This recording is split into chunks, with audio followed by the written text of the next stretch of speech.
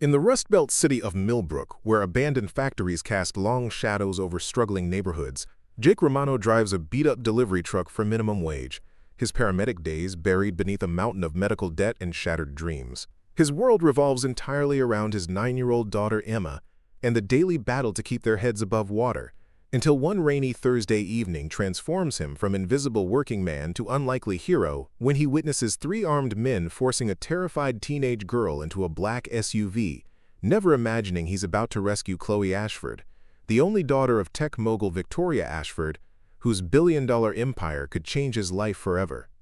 Before we jump back in, tell us where you're tuning in from, and if this story touches you, make sure you're subscribed, because tomorrow I've saved something extra special for you. The alarm clock's jarring beep shattered the pre-dawn quiet of the cramped 2-bedroom apartment on Maple Street. Jake Romano's calloused hand slapped the snooze button with practiced precision, 5:15 a.m., just like every morning for the past 18 months. Early enough to shower, dress, and prepare Emma's breakfast before she stirred in her small bedroom down the narrow hallway. He sat on the edge of his unmade bed for a moment, letting his tired eyes adjust to the familiar darkness. The apartment wasn't much. Cracked plaster walls, a leaky faucet that landlord Pete kept promising to fix, and neighbors whose arguments echoed through paper-thin walls at all hours. But it was theirs. And more importantly, it was all they could afford on his delivery driver's salary after the medical bills from Sarah's cancer treatment had consumed every penny of their savings. The faded paramedic certification on his dresser caught the pale streetlight filtering through their single-bedroom window. 3 years, 7 months, and 12 days since he'd been forced to abandon his calling, the career that had given his life meaning and purpose. The night Sarah collapsed during her chemo session, writhing in pain while he performed CPR in their kitchen, he'd made a choice that still haunted him: stay with his dying wife, or answer the emergency call that could save a stranger's life. He'd chosen Sarah, holding her hand as the ambulance he should have been driving raced to someone else's crisis. She died anyway, and the guilt of that moment, wondering if he could have saved both lives if he'd been stronger, faster, better, had cost him his nerve. A paramedic who hesitated was a dangerous paramedic, and dangerous paramedics didn't keep their jobs. Jake pulled on his uniform, navy blue polo with Riverside Delivery Services embroidered in fading white letters, cargo pants that had seen better years, and steel-toed boots worn smooth from countless trips up apartment stairs and office buildings. The company truck would be loaded and waiting at the depot by 6 a.m., filled with packages that needed to reach their destinations across Millbrook's sprawling industrial district. The coffee maker gurgled to life as he measured out just enough grounds for 1 cup, a small luxury he allowed himself each morning while the rest of the world still slept. While it brewed, he began Emma's breakfast routine: scrambled eggs from the discount carton they stretched throughout the week, toast from day-old bread he bought marked down at Miller's Corner Market, and the last of the chocolate milk Emma treasured like liquid gold. "Morning, sunshine," he whispered when he heard her stirring. Wild auburn curls, so much like Sarah's, peeked over her Disney princess comforter, followed by green eyes that held far too much understanding for a 9-year-old. Those eyes had watched her mother waste away, had seen her father cry when he thought she was asleep, and had learned to be grateful for small things most kids took for granted. "Is it Friday yet, Daddy?" she asked, her voice thick with sleep and hope. Friday meant pizza night, their weekly celebration when Jake's paycheck allowed for the luxury of ordering from Tony's Pizzeria instead of cooking another meal from their carefully rationed groceries. "Not quite, sweetheart." "2 more days," he said, settling a plate of eggs in front of her at their small kitchen table. "But today's special too. Mrs. Henderson said you might get to help feed the classroom hamster." Emma's face lit up with a kind of joy that reminded Jake why he fought so hard every day. Her happiness was worth every early morning, every aching muscle, every moment of pride he'd swallowed to keep their small world intact. She was his anchor, his purpose, his reason for believing that tomorrow might be better than today. "Daddy, can we visit Mommy's grave this weekend?" Emma asked between careful bites of toast, her question delivered with the matter-of-fact tone children use for the most heartbreaking requests. Jake's chest tightened, but he managed a gentle smile. "Of course, Bug. We'll bring her those yellow flowers she loved, and you can tell her about the hamster." As Emma ate, Jake reviewed their daily routine in his mind. drop her at Millbrook Elementary by 7:45, begin his delivery route through the industrial district, pick her up from after-school care at 6 p.m. if he was lucky enough to finish on time, then homework, dinner, and the precious hour before bedtime when they read together on their second-hand couch. It wasn't the life he'd planned, but it was theirs. Every morning brought the same quiet determination, to be the father Emma deserved, to honor Sarah's memory by raising their daughter with love and strength, and to believe that somehow, someday, their luck might change. Jake had no way of knowing that in exactly 14 hours and 37 minutes, he would make a split-second decision that would transform their ordinary Thursday into the most extraordinary day of their lives. A decision that would prove that heroes aren't born from privilege or power, but from the simple choice to act when others look away. The story that's about to unfold will show you that sometimes the person who saves your life isn't the one wearing a cape. It's the one wearing work boots and carrying the weight of the world on his shoulders, driven by a father's love and a hero's heart that never truly dies. Preparing and narrating this story took us a lot of time, so if you are enjoying it, subscribe to our channel. It means a lot to us. Now back to the story. The morning rain drummed against the windshield of Jake's delivery truck as he navigated through Millbrook's winding streets, each drop seeming to echo the rhythm of his thoughts. Emma's backpack sat secure in the passenger seat, a ritual he'd developed after that terrifying morning 6 months ago when he'd forgotten it and spent his lunch break driving across town to deliver her forgotten homework. Sometimes the bravest thing you can do is just show up, Sarah used to say during her darkest days in the hospital, when the chemo made her so weak she could barely lift her head. Not because you're not scared, but because someone needs you to be there. Those words had carried him through the worst moments of his grief, through the transition from saving strangers' lives to delivering their packages, through every morning when getting out of bed felt like climbing a mountain. As Jake pulled up to Millbrook Elementary, he watched Emma gather her courage the same way he did every day. The shy girl who'd once hidden behind Sarah's hospital bed had learned to walk into that school building with her chin up, carrying the invisible weight of being different. The kid whose mom was gone, whose dad drove a delivery truck instead of wearing a suit to an office job like the other parents. "Remember what we talked about," Jake said, adjusting the collar of her carefully ironed uniform shirt. "If anyone gives you trouble about the field trip money, I tell them I'm saving up for something more important." Emma finished with a practiced smile that broke his heart a little. The 7th grade class trip to the Science Museum cost $60 they simply didn't have. But Emma had accepted this reality with the grace that children of struggle learn too early. "That's right, Bug, and what's more important than any field trip?" "Our family," she said without hesitation, then leaned over to kiss his cheek before shouldering her worn backpack and heading toward the school entrance.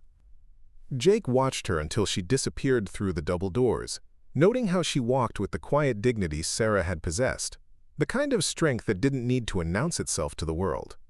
Every day, his daughter taught him something about resilience, about finding joy in small moments, about the difference between existing and truly living. The radio crackled to life as he pulled away from the school. "Romano, you've got a priority delivery to the Ashford Industries Tower downtown," dispatch announced.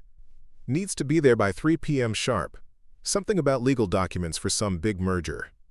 Jake's grip tightened on the steering wheel. The Ashford Industries building, 57 floors of gleaming glass and steel that pierced Millbrook's skyline like a monument to everything he'd never be able to provide for Emma.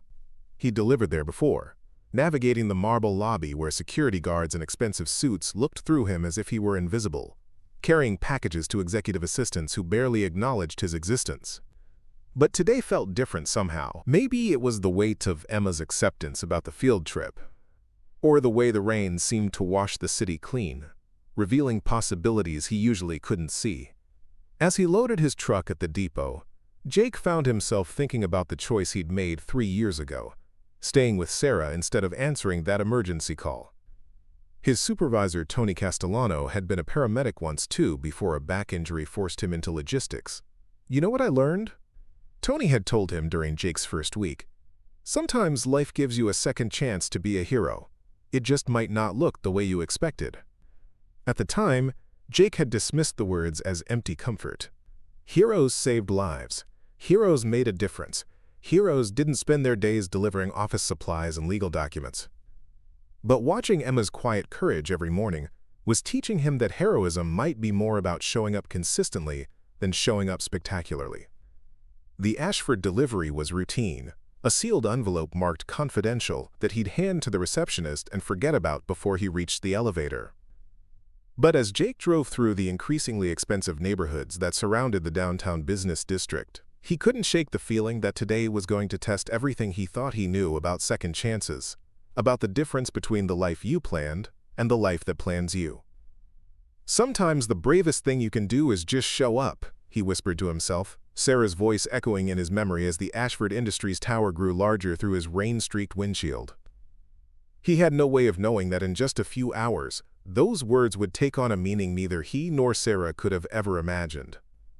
Because sometimes showing up means more than just being present. Sometimes it means being exactly where fate needs you to be, at exactly the moment when someone else's world is about to shatter, and your ordinary courage becomes the extraordinary force that holds everything together.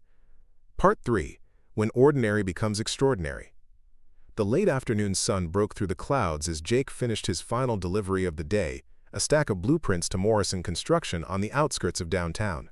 His shoulders ached from hauling packages up 3 flights of stairs, and his stomach reminded him that he'd skipped lunch again, a habit he'd developed to stretch their grocery budget a little further each week. At 5:47 p.m., he was officially ahead of schedule for the first time in months. Emma's after-school program didn't end until 6:15, which meant he had almost 30 minutes to himself, a rare luxury in his tightly orchestrated life. Most days he'd spend those precious minutes sitting in the school parking lot, catching up on bills, or simply resting his eyes. But today, something pulled him toward the upscale Riverside district, where tree-lined streets and manicured lawns showcased a world he'd once dreamed of providing for his family. Jake parked his delivery truck outside Brennan's Coffee House, a small cafe that charged more for a single latte than he typically spent on coffee for an entire week. Through the large windows, he could see business executives in tailored suits discussing deals over expensive pastries, their casual confidence a stark reminder of the path his life had taken. He wasn't bitter.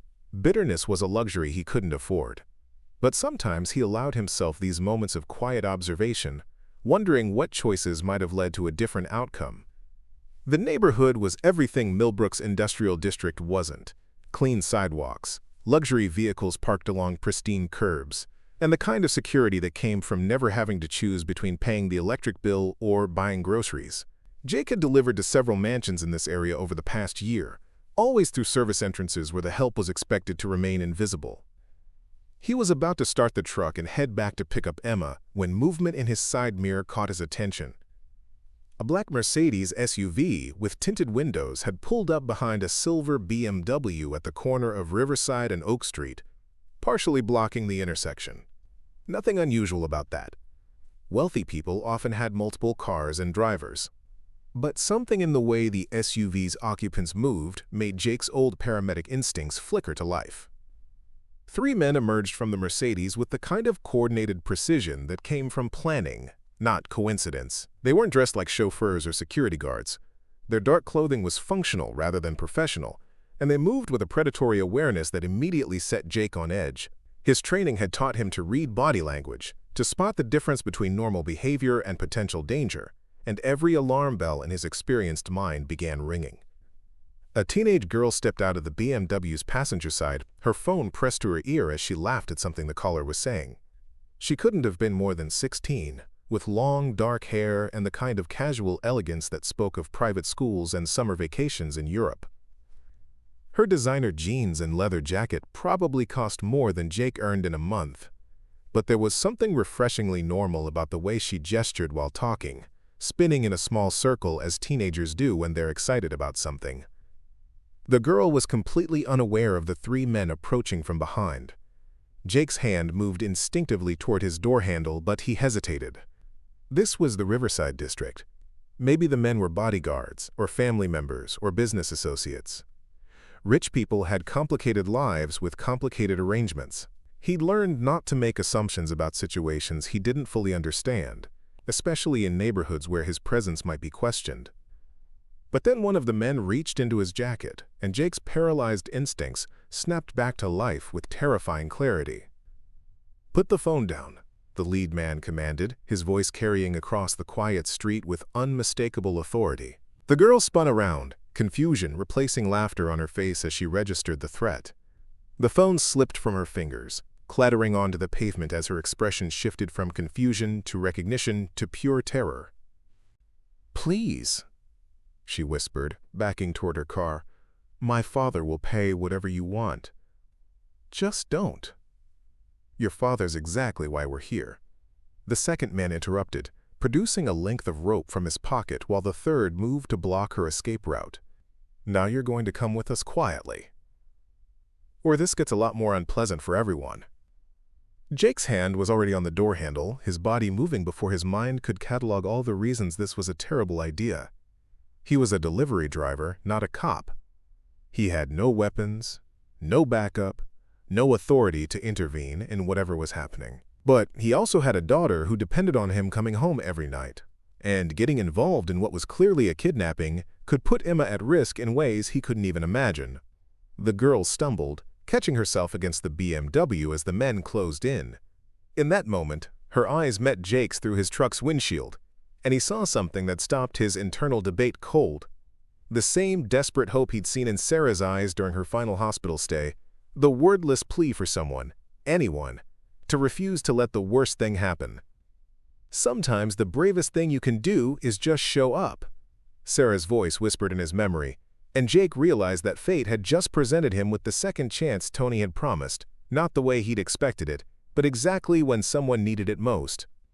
The girl opened her mouth to scream, but the lead kidnapper clamped his hand over her face before any sound could emerge.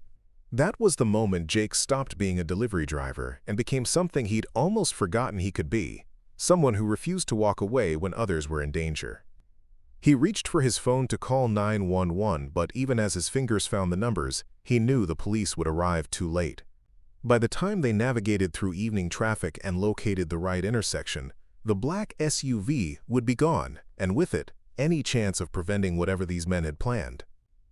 The girl's terrified eyes found his again, and in that instant, Jake made the choice that would change everything. Not because he wasn't afraid, his hands were shaking as he gripped the door handle, but because Emma needed to grow up in a world where good people didn't look away when evil was happening right in front of them. He stepped out of the truck, and for the first time in 3 years, Jake Romano felt like a hero again. Jake's feet hit the pavement, but his mind was racing faster than his body could move. 20 yards separated him from 3 armed men who clearly had nothing to lose, and everything he'd learned during his paramedic training screamed conflicting instructions. Assess the situation. Ensure scene safety, don't become another victim. But overlaying those clinical protocols was a father's instinct that refused to be silenced. Someone's daughter was about to disappear forever. The lead kidnapper was dragging the girl toward the SUV's open rear door while his partners kept watch. Professional, coordinated, efficient. This wasn't their first operation. Jake's hands trembled as he pulled out his phone, thumb hovering over the emergency call button. The smart play was obvious. Call 911. Provide detailed descriptions. Be a good witness. The police would handle it from there, and he'd go home to Emma with a clear conscience, knowing he'd done the responsible thing. "Dad, help me!" The girl's muffled cry cut through his internal debate like a blade. The word, "Dad," stopped Jake cold. Not because she was calling for her father, though that broke his heart in ways he couldn't articulate, but because of how she'd said it. The same tone Emma used when she had nightmares about losing him too. The same desperate faith that somehow, somewhere, someone who loved her would make the nightmare stop. Jake looked at his phone's screen. 911. 3 numbers that would summon help that might arrive in time, or might arrive to find an empty street and another unsolved case. His finger hovered over the call button for what felt like an eternity but was probably only 3 seconds. 3 seconds during which he calculated distances, assessed risks, and confronted the uncomfortable truth that doing the right thing and doing the safe thing weren't always the same choice. Arik Rouse, the second kidnapper, noticed Jake standing beside his delivery truck. "We've got a witness," he called out, his hand moving inside his jacket with practiced ease. "Civilian, about 40 yards south." "Handle it," the leader replied without looking up from forcing the girl into the vehicle. "Make it quick." "Handle it." 2 words that transformed Jake from witness to target. from bystander to participant, whether he wanted to be or not. The choice was no longer whether to get involved. Involvement had found him. Now the question was whether he'd face whatever came next, standing up or running away. Jake's body made the decision before his mind caught up. Years of emergency medical training had conditioned him to move toward danger, not away from it, and muscle memory proved stronger than rational fear. He began walking toward the kidnapping scene, each step feeling like diving deeper into water where he couldn't see the bottom. "Sir, you need to turn around and keep walking," the approaching kidnapper called out, his voice carrying false politeness layered over real menace. "This doesn't concern you." But everything about it concerned Jake. The girl's terror reminded him of Emma's nightmares. The kidnapper's casual efficiency reminded him of how quickly life could be stolen from people who thought they were safe. The entire situation reminded him that evil counted on good people finding reasons to look away. "I'm calling the police," Jake announced, holding up his phone like a shield. It was a bluff. He hadn't dialed yet. But he needed to buy time to think, to plan, to figure out how a delivery driver with no weapons and no backup could possibly make a difference against three criminals who clearly knew what they were doing. "No, you're not," the kidnapper replied, producing a pistol from his waistband with the casual ease of someone drawing a wallet.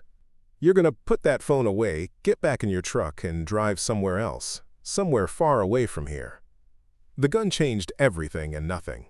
Everything because Jake now faced the very real possibility of never seeing Emma again, of leaving her orphaned and alone in a world that had already taken too much from her. Nothing because the girl in the SUV still needed help, and running away wouldn't save his life if these men decided witnesses were too risky to leave breathing. Jake's finger found the emergency call button, but he didn't press it yet. "What do you want with her?" he asked, surprised by how steady his own voice sounded. "Money? Her father will pay whatever ransom you're asking. You don't need to hurt her." "This isn't about money," the kidnapper said, taking 3 steps closer. "This is about teaching Victor Ashford that some debts can't be paid with stock options and board meetings. Now put the phone down or I'll put you down." Ashford. The name hit Jake like a physical blow, connecting dots he hadn't realized were there. The delivery he'd made that morning to Ashford Industries, the sealed envelope marked confidential, the merger documents that had seemed so routine. This girl wasn't just any wealthy teenager. She was Chloe Ashford, daughter of the tech mogul whose empire dominated Millbrook's skyline. Suddenly, the kidnapping took on new dimensions. This wasn't random crime, it was targeted revenge against one of the most powerful men in the city. These weren't desperate criminals looking for quick cash. They were professionals settling a score that went deeper than money. And Jake wasn't just a witness anymore. He was collateral damage in a war between titans he didn't understand. "Her father destroyed my family's business," the kidnapper continued, apparently deciding that a doomed witness deserved an explanation. "Drove my dad to bankruptcy, then suicide. Cost my brother his house, his marriage, everything. Victor Ashford thinks he can ruin lives and walk away clean, but tonight he learns what it feels like to lose what matters most." Jake processed this information with growing dread. This wasn't about ransom. It was about revenge. They intended to hurt Chloe, to hurt her father, which meant calling the police might not be enough to save her, even if they arrived in time. Men driven by personal vengeance rarely responded to reason or negotiation. "Please," Chloe's voice carried across the distance, weaker now but still audible. "I didn't do anything to your family. I'm just—" "You're Victor Ashford's daughter," the leader cut her off. "That's enough." The finality in his voice made Jake's decision for him. These men weren't planning to release her after making their point. They were planning something permanent, something that would ensure Victor Ashford carried their message for the rest of his life. Which meant Jake had perhaps 2 minutes before they drove away with Chloe, and after that, no amount of police intervention would matter. He looked at his phone one more time, thumb still hovering over the call button. Then he looked at Chloe, whose eyes had found his again across the 20 yards that separated them. In her face, he saw Emma's future, the teenager his daughter would become, the young woman who deserved to grow up and discover her own dreams instead of becoming the victim of someone else's nightmare. Jake pressed the call button, but not to request help. Instead, he activated the speaker function and began recording, making sure every word of the kidnapper's confession would be preserved, regardless of what happened next. Then he slipped the phone into his shirt pocket, screen facing out, and took another step toward the men who held all the cards except one. They didn't know they were dealing with someone who'd already lost everything that mattered once and refused to watch it happen again. Jake's delivery truck sat 30 feet behind him, engine still running, driver's door hanging open like an invitation to retreat. One sprint would put him behind the wheel. Another 30 seconds would carry him out of the Riverside district and back to the familiar safety of his ordinary life. Emma was waiting for pickup in 23 minutes, and she needed her father alive more than some stranger needed a hero. But as Jake watched the third kidnapper slam the SUV's rear door with Chloe trapped inside, something fundamental shifted in his chest. The careful calculations that had governed his life since Sarah's death, risk versus reward, safety versus principle, survival versus sacrifice, suddenly seemed like elaborate justifications for a simpler truth. Some moments demand that you choose who you really are. Last warning, the armed kidnapper said, raising his weapon to chest level. Walk away, or we'll make this a double tragedy for the evening news. Jake's response surprised everyone, including himself. Instead of retreating, he took 3 deliberate steps forward, closing the distance between them to 15 yards. Close enough to see the man's finger resting on the trigger, close enough to read the genuine confusion in his eyes, as his target refused to behave like a victim. You recorded your confession, Jake called out, patting his shirt pocket where his phone continued capturing audio. Talked about your family, your father's suicide, your brother's losses. Gave Victor Ashford's name, explained your motivation, admitted you're planning to hurt his daughter. He paused, watching the kidnappers exchange uncertain glances. That recording's already uploading to cloud storage. Even if you kill me, the evidence survives. It was a complete lie. Jake's phone was recording locally, not uploading anything, and cloud storage required a data plan he couldn't afford. But the kidnappers didn't know that, and their momentary hesitation told him the bluff was working. Chen, we need to move, the leader called from the driver's seat, engine revving impatiently. Police response time in this district is under 4 minutes, and we've been here too long already. Chen, the armed kidnapper, kept his weapon trained on Jake while backing toward the SUV. Should have minded your own business, hero. Now you're gonna get that girl killed along with yourself. The threat hit Jake like ice water, crystallizing the stakes in terms he couldn't rationalize away. His intervention hadn't saved Chloe. It had complicated the situation and potentially made everything worse. The kidnappers would now assume police were coming, which meant they'd accelerate their timeline and possibly eliminate witnesses more aggressively. Every instinct screamed that he'd made a catastrophic mistake. But then Jake heard something that changed everything. Chloe's voice through the SUV's partially open window, no longer pleading but speaking with determined clarity. My father has security cameras on every building in this district, she called out, her words carrying across the street with surprising strength.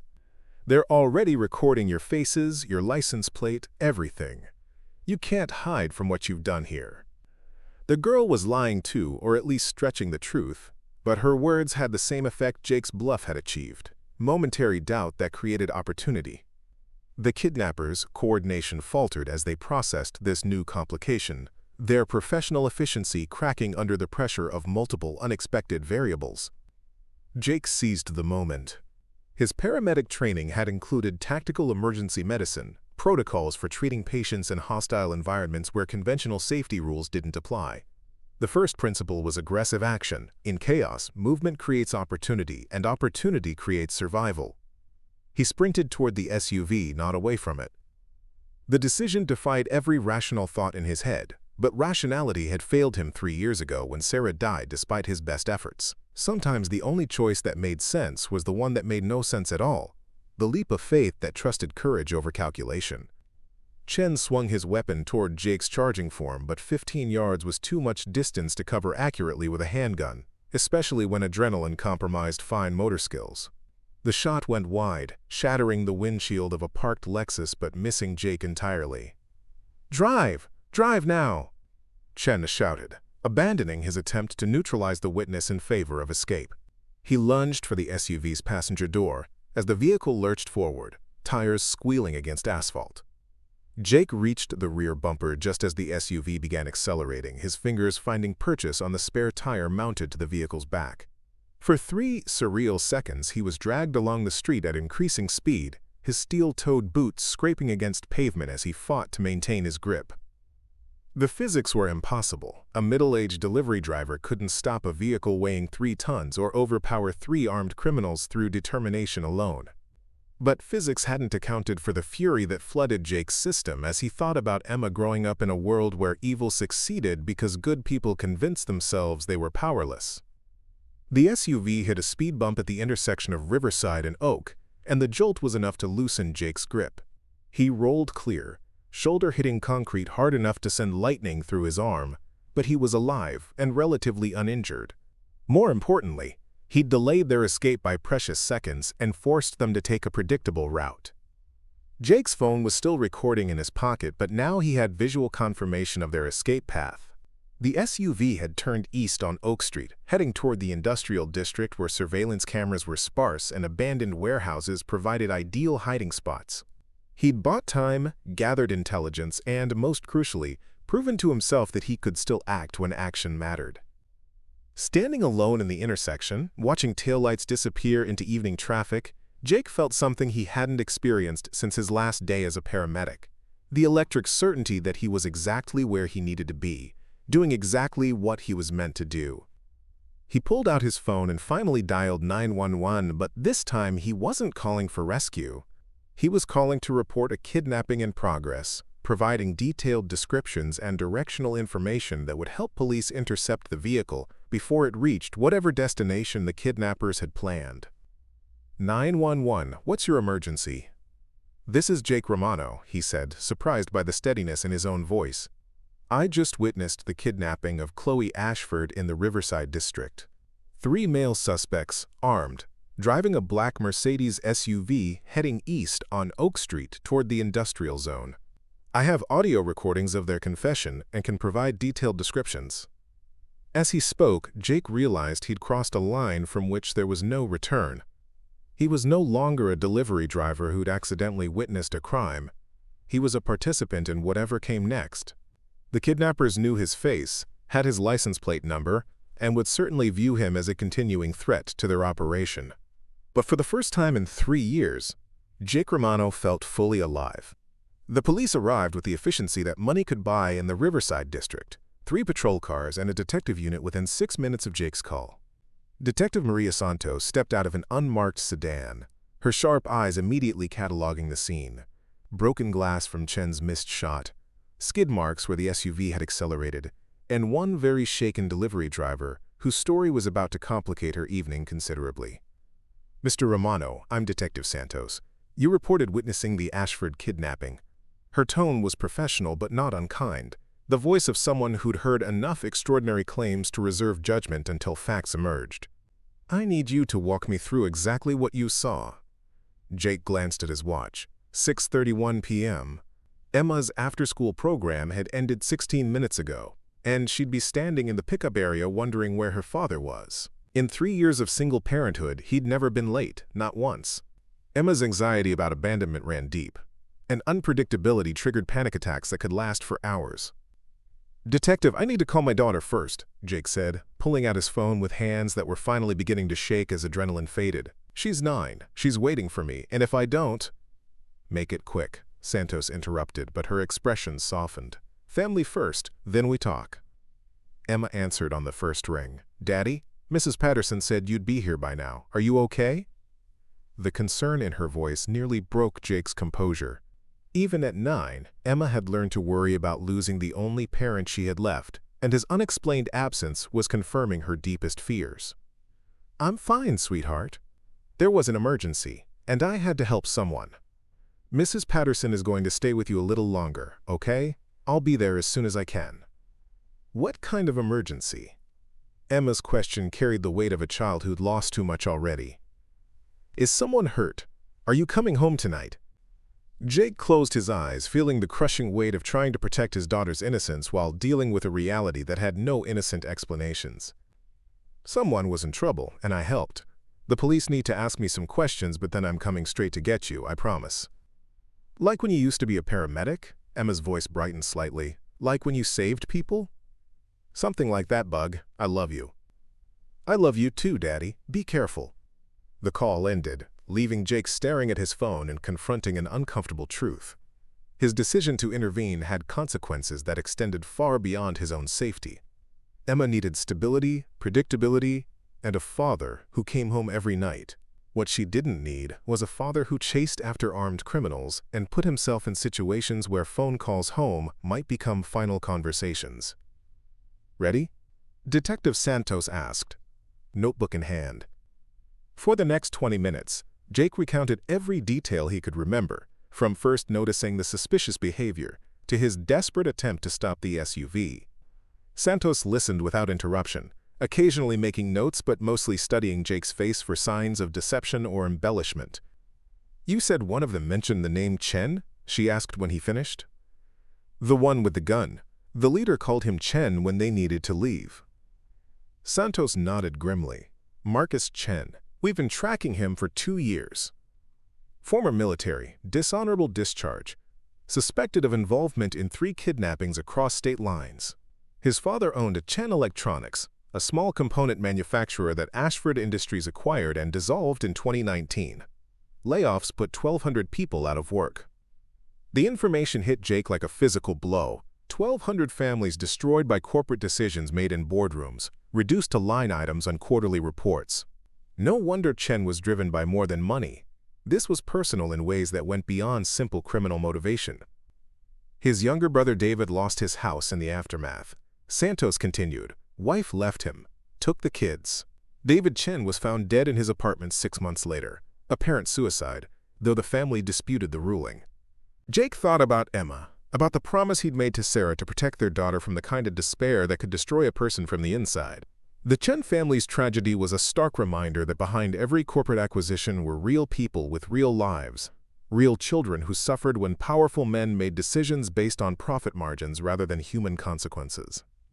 "Detective, what happens now?" Jake asked. "Do you have leads on where they might have taken her?" "We're checking known associates, abandoned properties, anywhere Chen might have connections." Santos studied him carefully.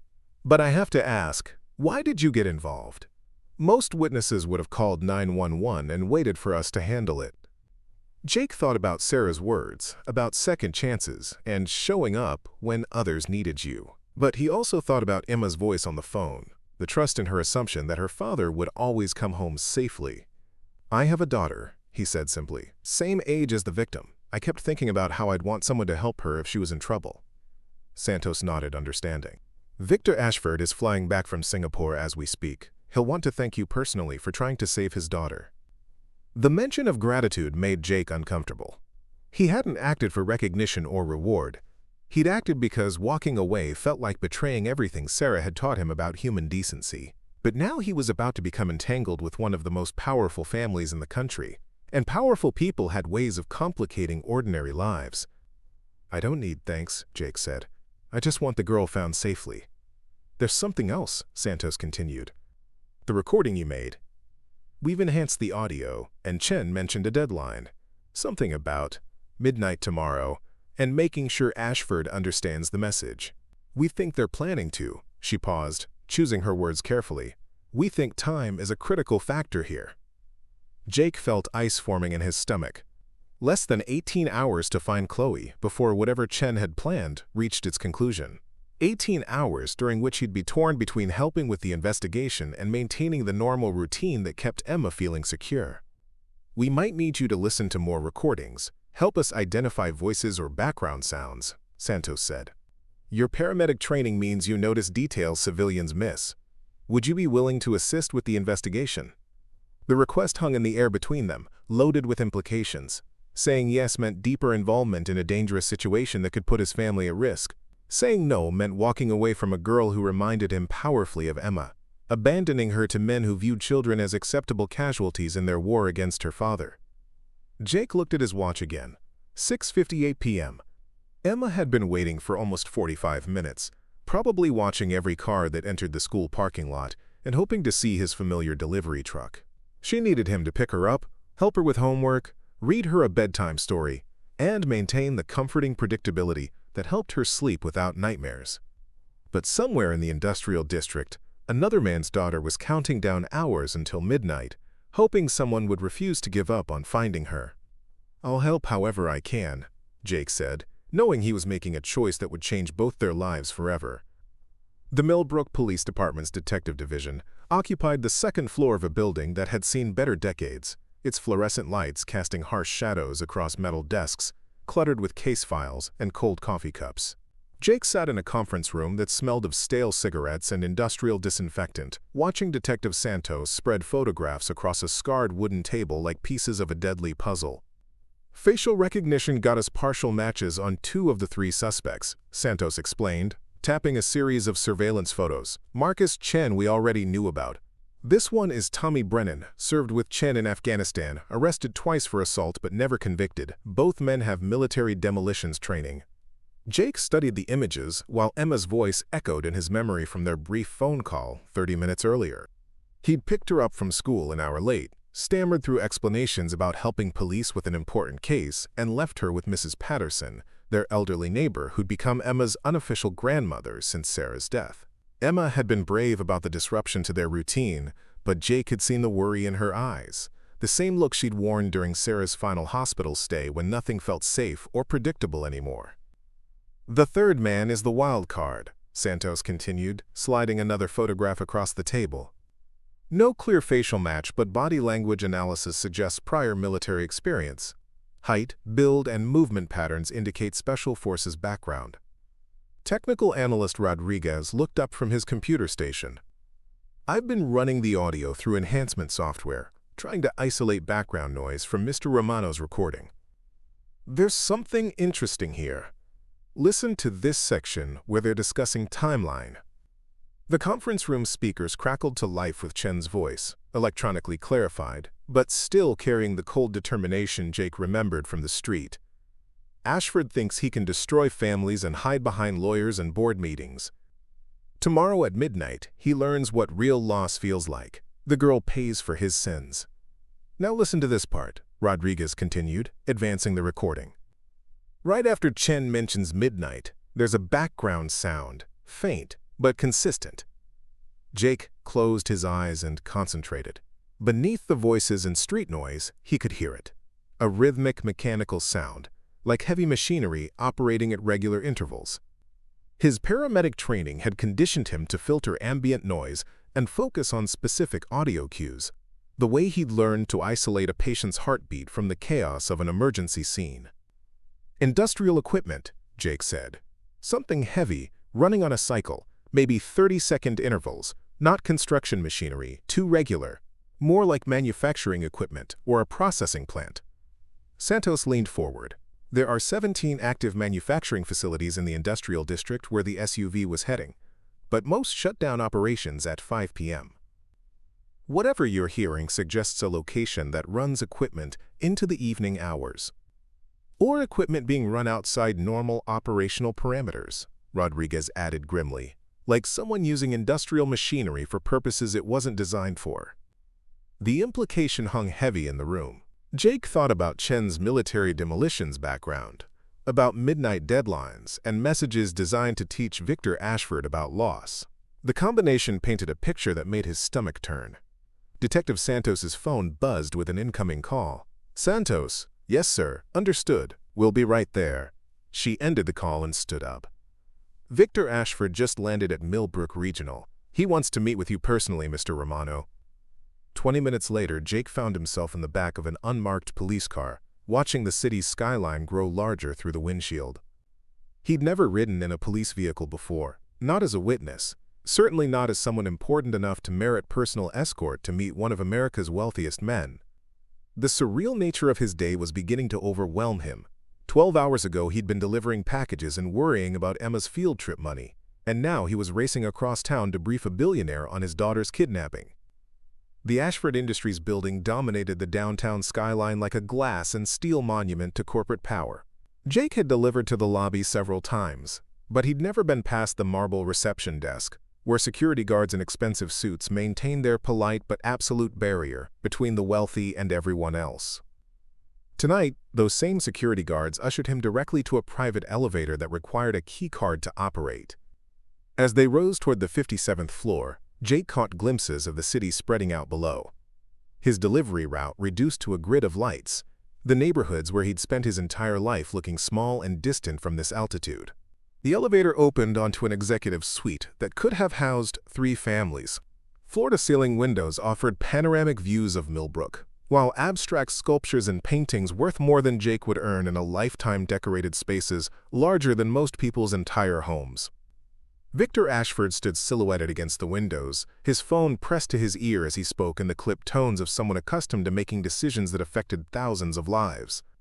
He was smaller than Jake had expected, maybe 5'8", with the kind of lean build that came from personal trainers and organic meals. But his presence filled the room with an intensity that had nothing to do with physical size.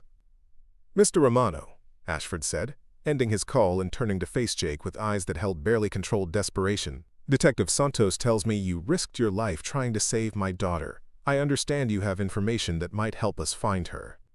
Jake studied the man whose corporate decisions had destroyed the Chen family and set this entire tragedy in motion. He'd expected arrogance, perhaps the cold calculation of someone who viewed people as chess pieces to be moved around for profit maximization. Instead, he saw a father whose world was crumbling, whose wealth and power meant nothing against the possibility of losing his child. "I recorded their conversation," Jake said simply. "They mentioned your name specifically, talked about making you understand what loss feels like. This isn't about ransom. It's about revenge for what happened to the Chen family business." Ashford's face went pale. "Marcus Chen. I remember the acquisition. Chen Electronics was hemorrhaging money. Outdated manufacturing processes. Union problems that made restructuring impossible. We offered generous severance packages, job placement assistance, early retirement options for older workers." 1,200 people lost their jobs, Jake interrupted. "Chen's brother killed himself 6 months later." "I know." Ashford's voice dropped to barely above a whisper. "I know about David Chen. There was an investigation, workplace counseling programs, financial assistance for the family. But you can't save everyone from the consequences of economic reality." Jake thought about Emma, about the choices he'd made to keep her fed and housed after Sarah's death, about the pride he'd swallowed, and the dreams he'd abandoned, because economic reality didn't care about fairness or good intentions. "They have your daughter in an industrial facility," Jake said, "somewhere with heavy machinery that runs outside normal hours. They mentioned a midnight deadline tomorrow, something about making sure you understand their message." Ashford moved to a massive desk dominated by multiple computer monitors and began typing rapidly. "Industrial facilities active at night. I can narrow that down. Ashford Industries has contracts with most of the major manufacturers in the district, if they're using our own facilities against us." Data began flowing across the screens. Satellite imagery, property records, utility usage patterns, security camera networks. The resources of a billion-dollar corporation focused on a single desperate goal: finding one 16-year-old girl before time ran out. "There," Ashford said, pointing to an image of a sprawling complex on the edge of the industrial district. "Meridian Processing Plant. We shut it down 8 months ago. Environmental compliance issues, but the machinery is still functional. Chen would have access through his military connections, and it's isolated enough to avoid detection." Jake studied the satellite image, noting the facility's proximity to major highways and the dense industrial landscape that would muffle any sounds from inside. The perfect location for someone planning something that required both privacy and heavy equipment. Detective Santos checked her weapon and radio. "SWAT team is 15 minutes out. Mr. Ashford, I need you to stay here while we—" "No." Ashford's voice carried the absolute authority of someone unaccustomed to being told what he couldn't do. "That's my daughter. I'm coming with you." Jake thought about Emma waiting at home with Mrs. Patterson, probably doing homework at their small kitchen table and checking the clock every few minutes. He'd promised to be back before bedtime, promised to read her favorite story about a brave princess who saved her kingdom through kindness rather than force. But he also thought about Chloe Ashford, probably tied up in some abandoned processing plant, listening to the sound of machinery and counting down the hours until midnight. "I'm coming too," Jake said, surprising himself with the certainty in his voice. "I'm the only one who's heard their voices, who can identify them on sight. You might need me to confirm identities, or interpret what you find." Santos looked like she wanted to argue, but time was running out, and Jake's first-hand knowledge might prove crucial. "Stay behind the tactical team at all times," she said finally. "This isn't a movie. Real bullets kill real people, and I don't want to explain to your daughter why her father didn't come home." As they prepared to leave for the Meridian processing plant, Jake realized he was about to discover whether his decision to get involved would save Chloe Ashford's life or cost him everything he'd been fighting to protect. The Meridian processing plant loomed against the night sky like a sleeping giant, its silhouette broken by towering smokestacks and conveyor systems that hadn't operated in 8 months. Jake crouched behind an overturned loading dock with Detective Santos and the SWAT team leader, watching thermal imaging feeds from drones circling the facility. 3 heat signatures showed inside the main building, 2 moving freely, 1 stationary in what appeared to be the central processing area. "Chloe's alive," Victor Ashford whispered from his position 20 yards behind the tactical perimeter. Even surrounded by armed professionals, his desperation was palpable. "The stationary signature. That has to be her." SWAT Commander Williams studied the building schematics on his tablet. 2 entry points. Main entrance and emergency exit on the north side. We go in, coordinated, neutralize the threats, secure the victim. Standard hostage rescue protocol. But as Jake watched the thermal feeds, something nagged at his paramedic-trained instincts. The stationary heat signature was too small, too irregular. After 3 years of reading medical monitors and interpreting patient data, he developed an eye for patterns that didn't fit expected parameters. "Commander, can you enhance the stationary signature?" Jake asked. "Something doesn't look right about the size and heat distribution." The drone operator adjusted the thermal imaging resolution, and what they saw made everyone go silent. The stationary signature wasn't human-sized. It was smaller, roughly the dimensions of electronic equipment running at high temperature. "It's a decoy," Santos breathed. "They're not here." Victor Ashford pushed forward, his composure finally cracking. "Then where is she? Where is my daughter?" Jake's phone buzzed with an incoming call from an unknown number. Before anyone could stop him, he answered, putting it on speaker as Commander Williams gestured frantically for the team to start tracing the signal. "Mr. Romano," Marcus Chen's voice filled the night air with cold satisfaction. "I thought you might be interested in a real-time update on tonight's educational program for Victor Ashford." "Where is she?" Jake demanded, his own voice steadier than he felt. "Safe. For now. But since you've involved the police in what should have been a private family matter, the lesson plan has expanded. Victor Ashford destroyed my family, cost my brother his life, and walked away clean. Tonight he learns what permanent loss feels like." The phone's speaker crackled with background noise, traffic sounds, construction equipment, the distant hum of industrial activity. But underneath it all, Jake caught something familiar.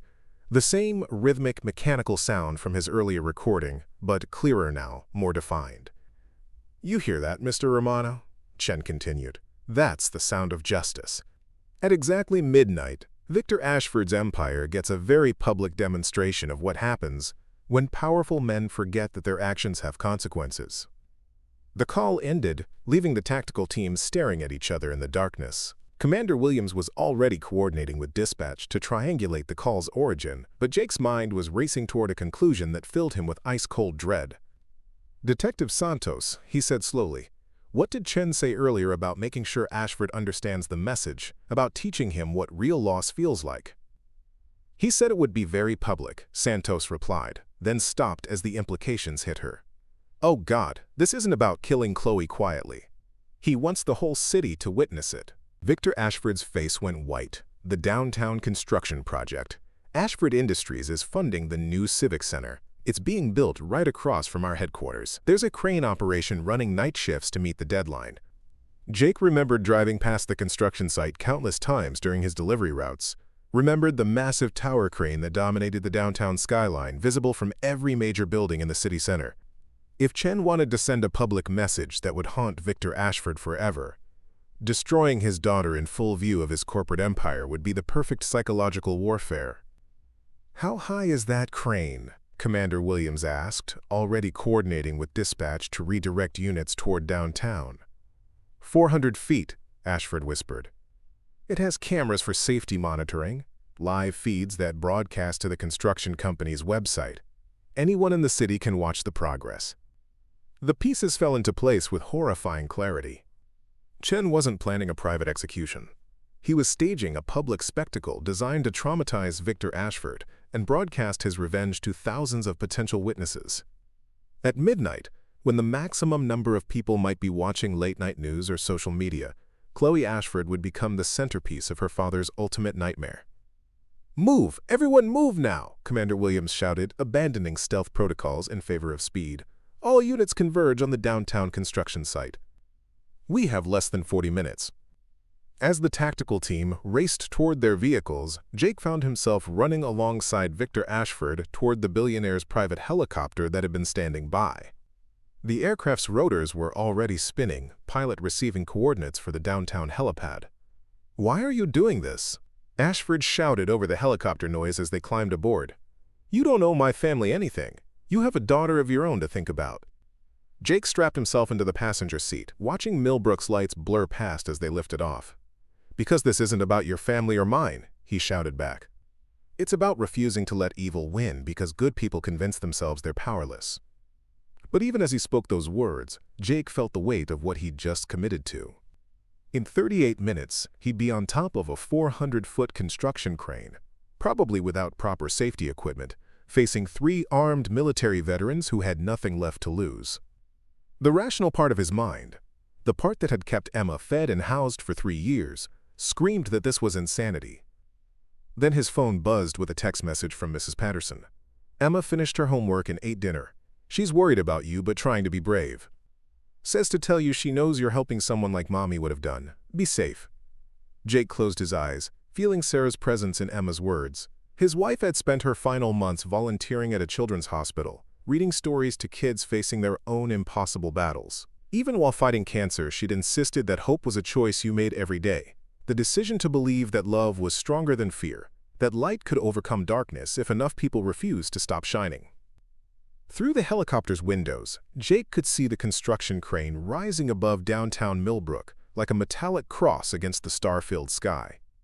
Somewhere up there, Chloe Ashford was waiting for rescue, or watching time run out, probably wondering if anyone cared enough to risk everything for a stranger's daughter.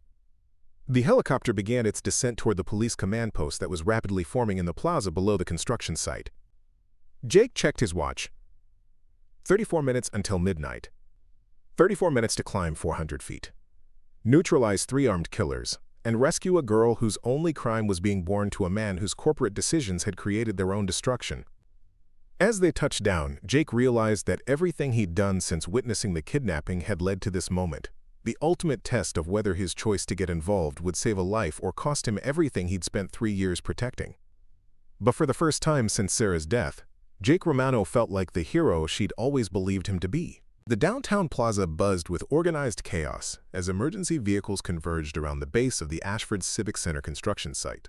Jake stepped out of the helicopter into a world of flashing lights, radio chatter, and the controlled urgency that marked high-stakes police operations. Above them all, the massive tower crane stretched into the night sky like a steel monument to human ambition, and tonight, human cruelty. Commander Williams was coordinating multiple teams through his headset while studying architectural blueprints spread across the hood of a command vehicle. "Crane operator's booth is at 350 feet, he reported to the assembled rescue team. "Single ladder access, no elevator. Climb time for tactical gear is estimated at 12 minutes minimum." Jake studied the crane's structure, his paramedic training automatically calculating the physical demands of such an ascent. 12 minutes up, time to assess and engage the hostiles. Then somehow get Chloe down safely, all while Chen and his team controlled the high ground with military precision and nothing left to lose. "Sir, we've got movement on the construction site's live feed," technical analyst Rodriguez called out from his mobile command station. "Someone's activated the crane's work lights and repositioned the boom arm to face the Ashford Industries building directly." The implications were clear and terrifying. Chen wasn't just planning to kill Chloe, he was staging a performance, positioning her death to be visible from her father's corporate headquarters and broadcast live to anyone monitoring the construction project's public webcam. Detective Santos appeared at Jake's elbow, her expression grim. "We've confirmed Chen's vehicle in the construction site's parking area. Thermal imaging shows 3 signatures in the crane's operator compartment, but we can't get a clear reading on whether one of them is Chloe due to the metal interference." "They know we're here," Victor Ashford said. his voice hollow as he stared up at the illuminated crane. The helicopter, the police presence.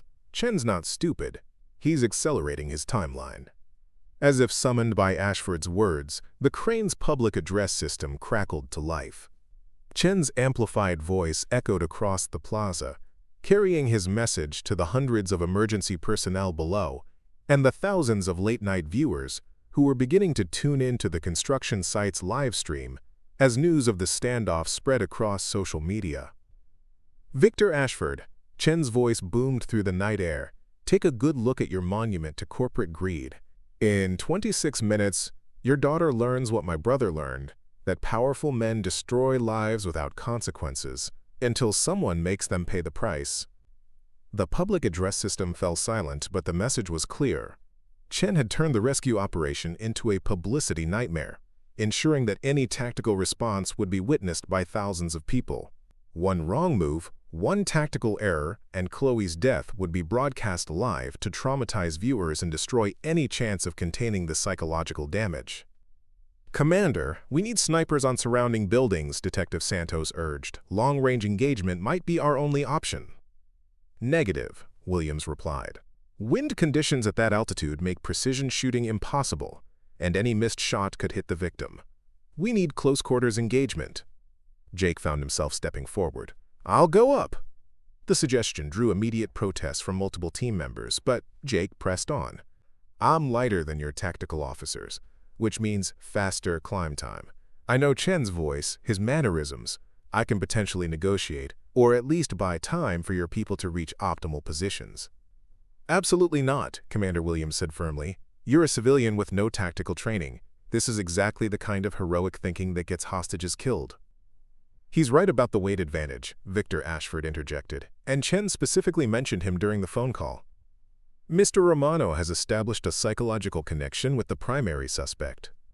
Jake thought about Emma, probably lying awake in her small bed, listening for the sound of his truck in the driveway. He'd promised her a bedtime story, promised to be home before her anxiety could build into one of the panic attacks that had plagued her since Sarah's death. Breaking that promise felt like betraying everything he'd worked to rebuild in their small, careful world. But he also thought about Chloe, trapped 350 feet above the ground with men who viewed her death as an acceptable price for their psychological warfare against her father. In 24 minutes, Chen would make good on his threat, and all the tactical planning in the world wouldn't matter if they couldn't reach her in time. Give me a radio and basic safety equipment, Jake said. I'll climb the exterior service ladder, try to establish communication, assess the situation from close range. Your tactical team can follow my route once I've provided intelligence on their exact positions and defensive setup. Commander Williams studied Jake for several long seconds, weighing the risks of sending an untrained civilian into a hostage situation against the harsh reality that conventional tactics might not work within their shrinking time frame. If you do this, you follow my orders exactly, Williams said finally. No heroics, no improvisation. You climb, you observe, you report, nothing more.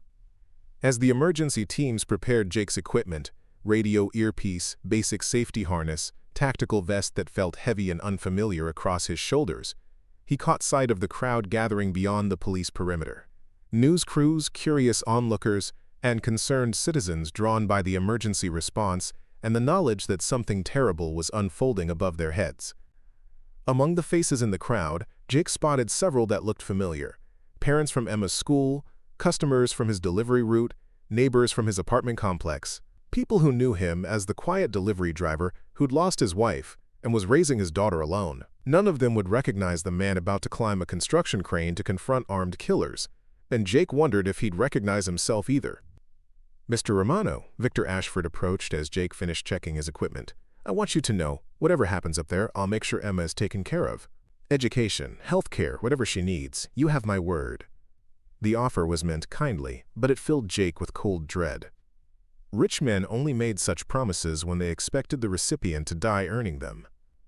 Ashford's generosity was really an acknowledgement that Jake probably wouldn't survive the next 30 minutes.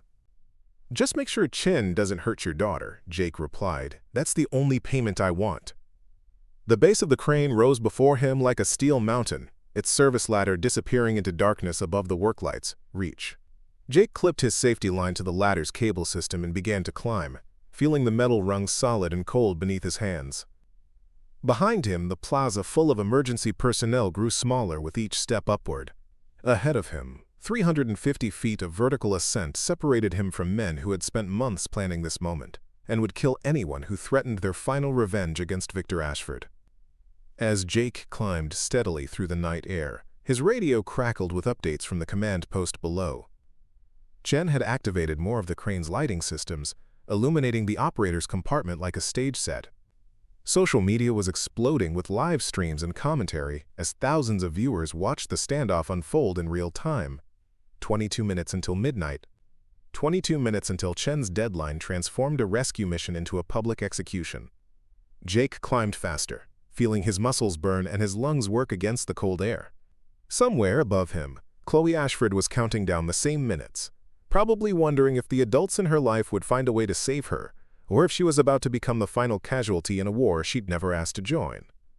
The only certainty was that in 22 minutes, everyone would know whether Jake Romano's decision to get involved had been the bravest thing he'd ever done, or the last mistake he'd ever make. 200 feet above the plaza, Jake's arms screamed with exhaustion as he paused on the crane's service platform to catch his breath. The city spread out below him like a circuit board of lights, each illuminated window representing lives that had no idea their peaceful evening was about to be shattered by what unfolded in the next 18 minutes. "Base." His radio crackled with Commander Williams's voice. "Romano. Thermal imaging shows all 3 subjects concentrated in the operator compartment. No movement toward your position yet, but they've got to know you're coming." Jake resumed climbing, his steel-toed boots finding purchase on ladder rungs, slick with evening condensation.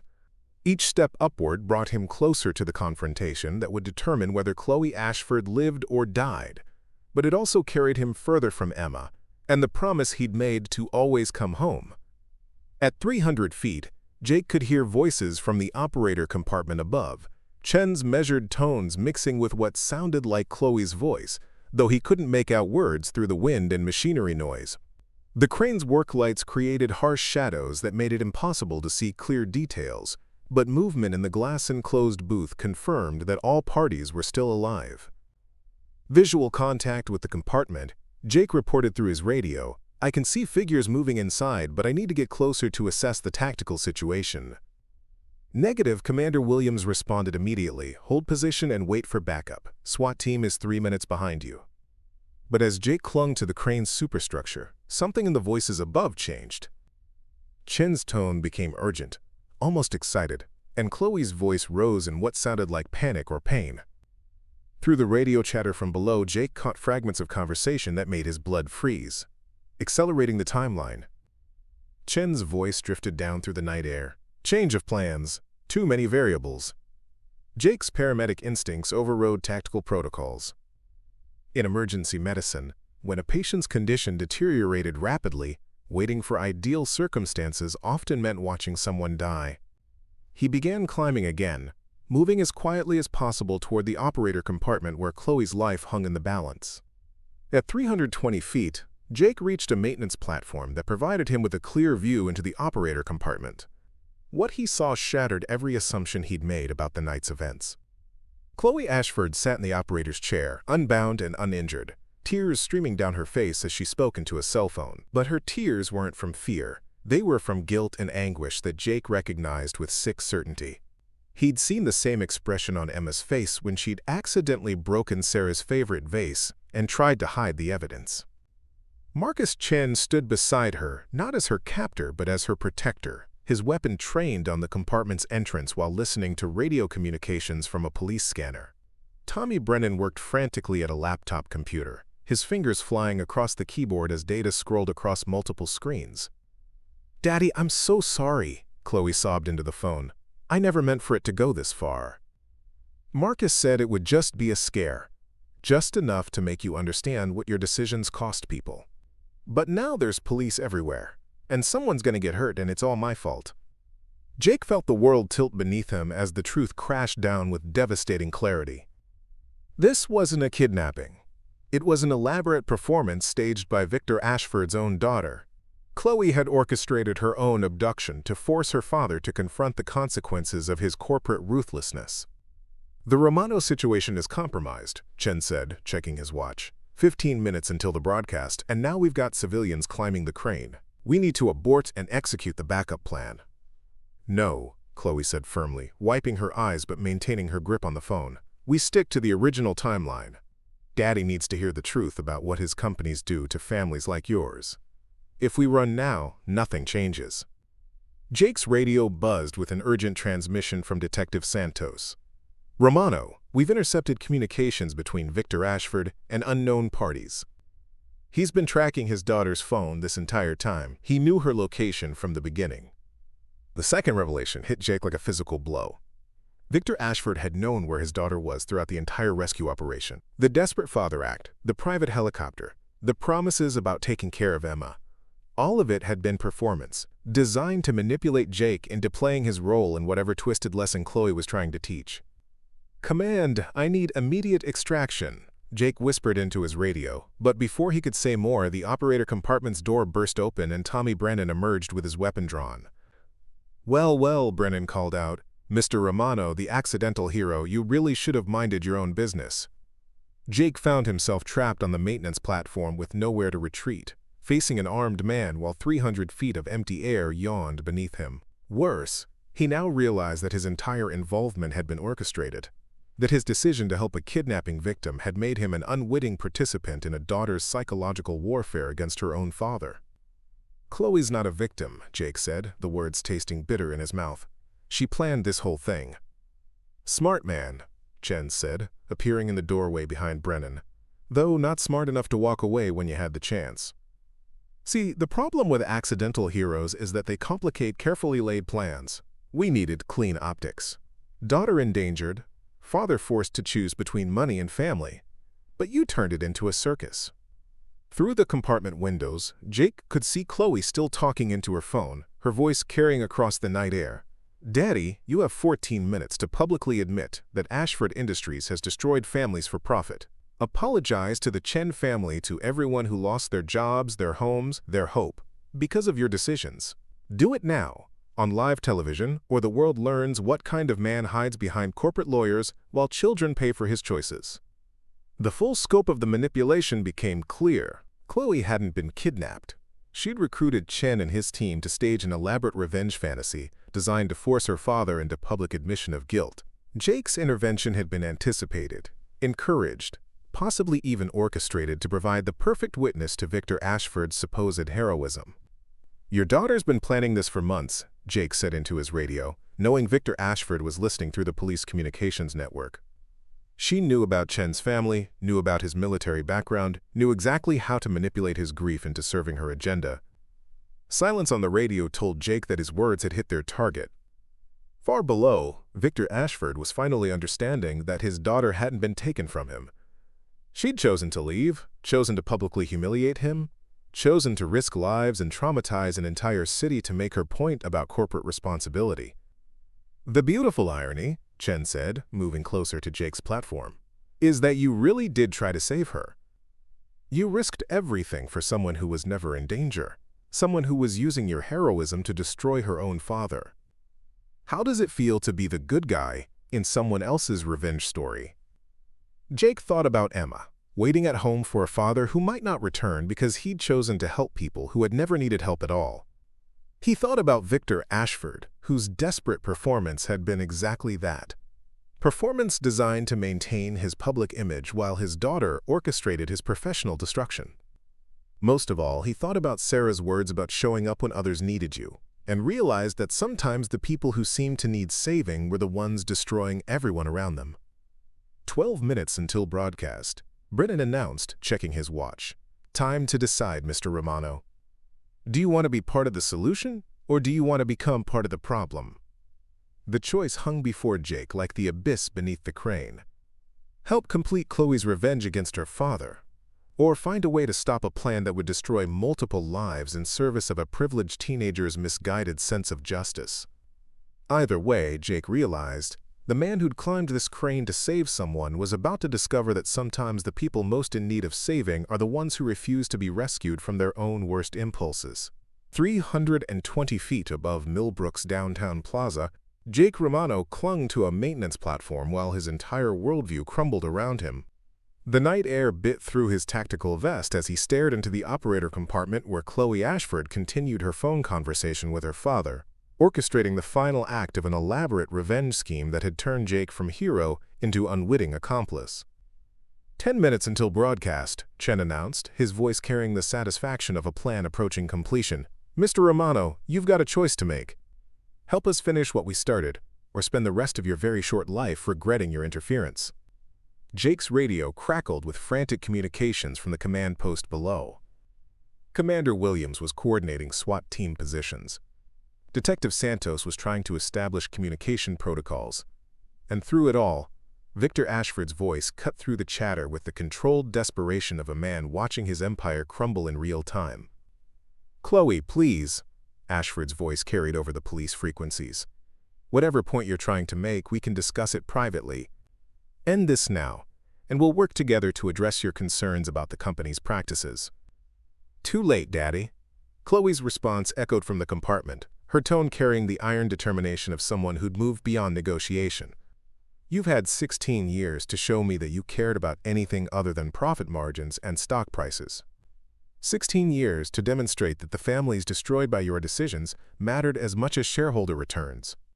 Jake listened to the father-daughter conversation with growing horror as he realized the true scope of the psychological warfare being waged. This wasn't just corporate revenge, it was a child's desperate attempt to force her father to acknowledge her existence, to prove that she mattered more than business interests. Chloe had recruited grieving, angry men to help her stage the ultimate cry for attention, regardless of who got hurt in the process.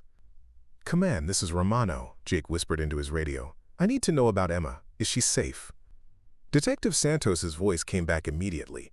"Mrs. Patterson called 20 minutes ago. Emma's having a panic attack. Keeps asking when you're coming home. We've got a unit standing by at your apartment." The words hit Jake like a physical blow. While he'd been climbing a crane to rescue someone who didn't need rescuing, his own daughter was suffering the exact kind of abandonment anxiety that had plagued her since Sarah's death. Emma's nightmares about losing her father were coming true, not because Jake had died, but because he'd chosen to prioritize a stranger's crisis over his own family's needs. "You hear that?" Tommy Brennan called out from his position near the compartment entrance. "Your kid's falling apart while you're up here playing hero for people who never needed your help. Makes you wonder about priorities, doesn't it?" Jake closed his eyes, feeling the weight of every choice that had led him to this moment. The decision to intervene in the original kidnapping, the choice to get involved with the police investigation, the commitment to climb this crane. Each step had taken him further from Emma and deeper into a situation that had been designed to exploit his protective instincts. 8 minutes. Chen announced, "Mr. Romano, time for you to choose whose side you're really on." Through the compartment windows, Jake could see Chloe ending her phone conversation with her father and moving to a computer setup that Tommy Brennan had assembled. Multiple screens showed live feeds from news stations, social media platforms, and the construction site's own webcam system. In 8 minutes, she would broadcast her father's supposed failures to thousands of viewers, permanently destroying his reputation while positioning herself as the whistleblowing daughter who exposed corporate corruption. "What happens after the broadcast?" Jake called out. "You think humiliating your father on live television is going to bring back Chen's brother? Think it's going to undo the damage Ashford Industries caused to all those families?" "It's going to make sure everyone knows the truth," Chloe replied, her voice carrying across the platform, "that Victor Ashford cares more about protecting his image than protecting the people his decisions destroy." "And what about your image?" Jake pressed. "What happens when people learn that the kidnapping was fake, that you manipulated grieving men into risking their lives for your family drama? You think the families who lost jobs are going to thank you for turning their suffering into your personal revenge fantasy?" For the first time since Jake had arrived at the compartment, Chloe's certainty seemed to waver. She turned from the computer screens to look at him through the glass, and Jake saw something he recognized from Emma's worst moments. The desperate confusion of a child who'd set something in motion that was too big to control or stop. "She's 16, Jake said into his radio, knowing Victor Ashford was listening. "She's a kid who thinks she can fix the world by breaking it first. And you've let her get this far because you're too proud to admit that your own daughter hates what you've become." 6 minutes. Chen interrupted, raising his weapon. Enough philosophy. Mr. Romano, you're either part of the solution or you're going over the side of this platform. Choose now. Jake looked down at the plaza far below, where emergency lights created a constellation of red and blue against the darkness. Somewhere in that organized chaos, teams of professionals were working to resolve a hostage situation that didn't exist, risking their lives to save someone who didn't want to be saved. And somewhere beyond the police perimeter, Emma was probably crying herself to sleep, wondering why her father had abandoned her the same way death had taken her mother. The real victims here aren't the Ashfords, Jake said quietly. It's Chen's family, who are going to watch their grief turned into a publicity stunt. It's the families who lost their jobs, who are going to see their suffering trivialized by a rich girl's temper tantrum. It's Emma, who's going to lose her father because he was stupid enough to think that everyone who asks for help actually needs it. 5 minutes, Tommy Brennan called out, but his voice lacked the confidence it had carried earlier. Jake's words were having an effect on the team, forcing them to confront the possibility that they'd been recruited for something smaller and uglier than the justice they'd thought they were serving. And it's you, Chen, Jake continued, turning to face the man whose grief had been weaponized by a teenager's manipulation. Your brother didn't kill himself so his memory could be used to settle a family argument between billionaires. He died because he lost hope, because he couldn't see a way forward.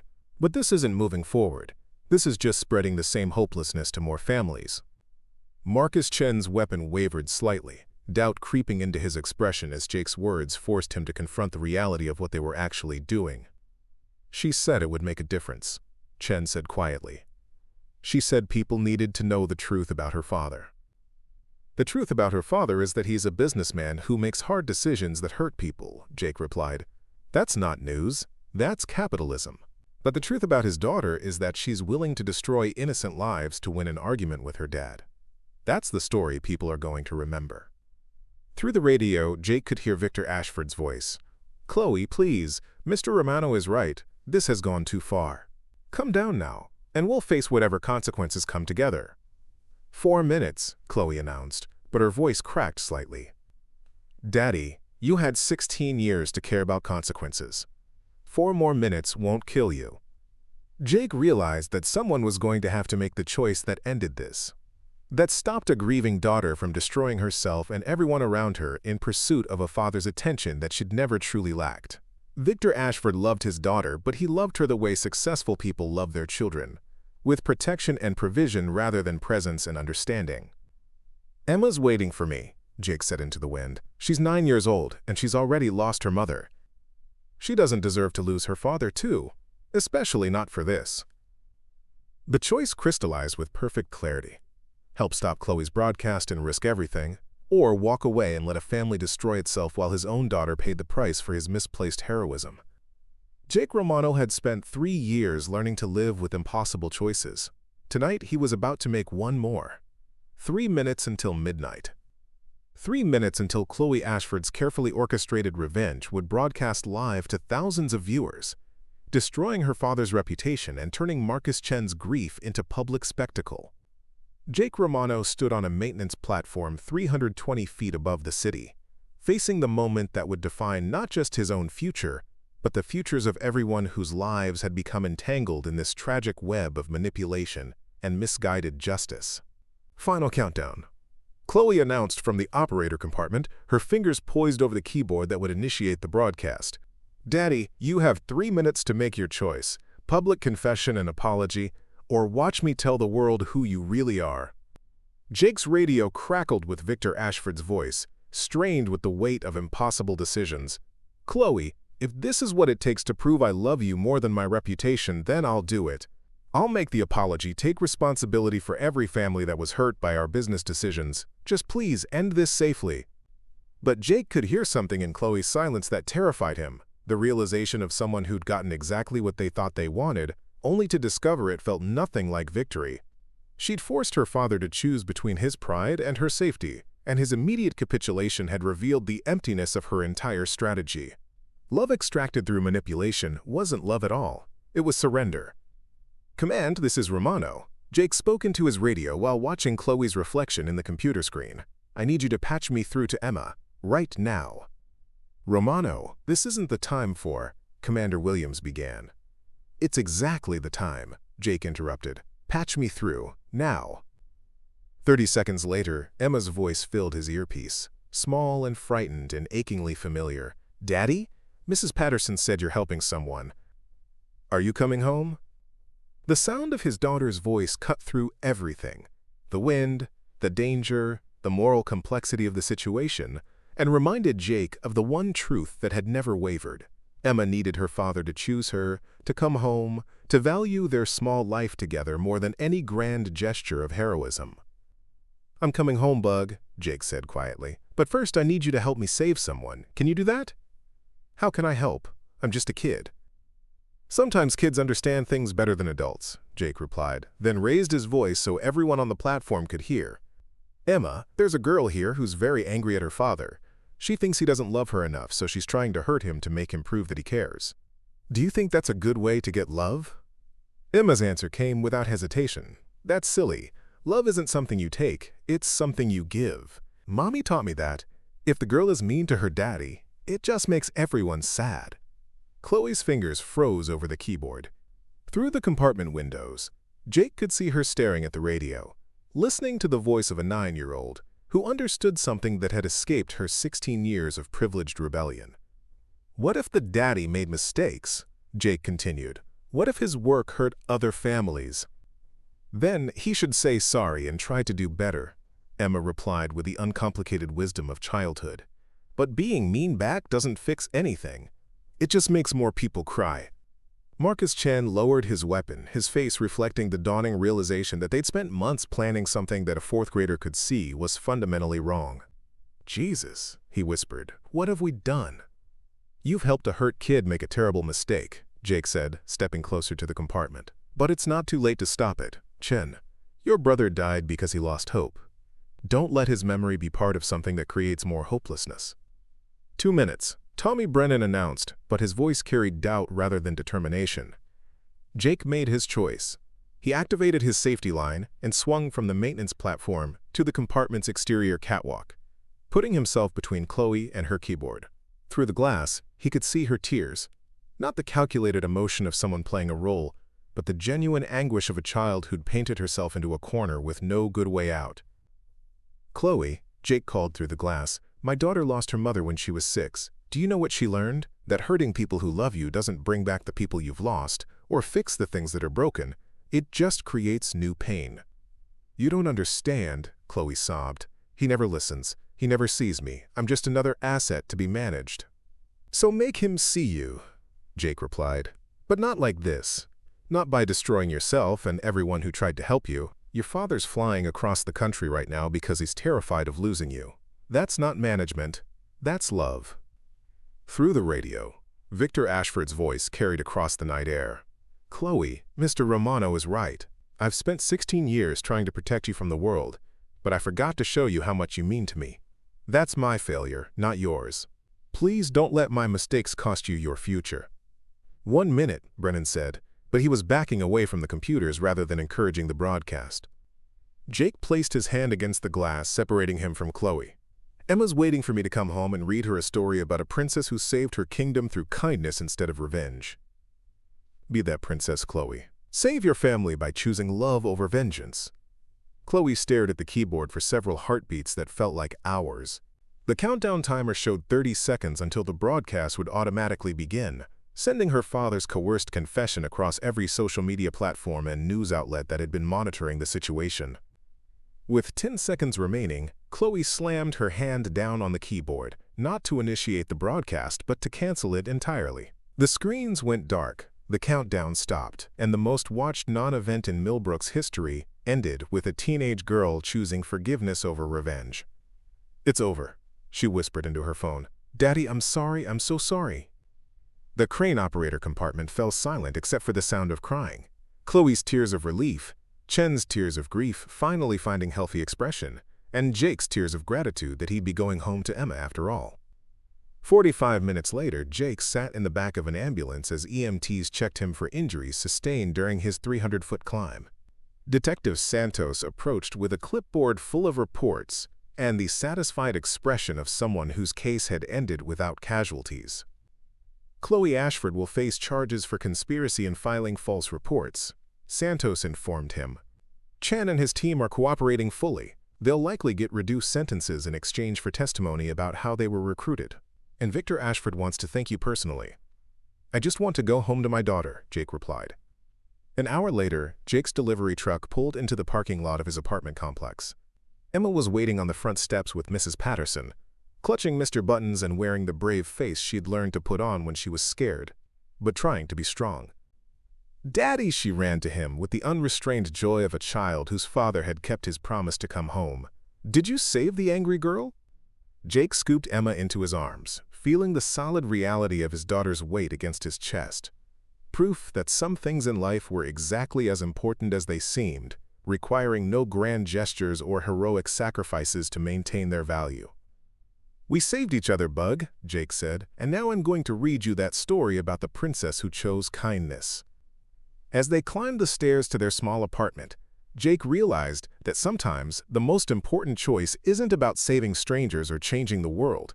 It's about recognizing that the people who need you most are often the ones closest to home, and that real heroism isn't measured in dramatic gestures, but in the quiet decision to show up, day after day, for the ordinary love that makes extraordinary things possible.